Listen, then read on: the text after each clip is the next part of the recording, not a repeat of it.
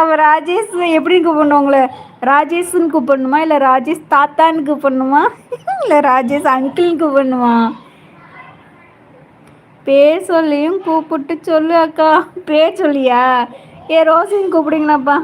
அப்படி கூப்பிடும்போது ரொம்ப வருத்தமாக இருக்கு சோகோ. டாய் ராஜேஷ் தாத்தா சொன்ன கொண்டுருவேண்டா.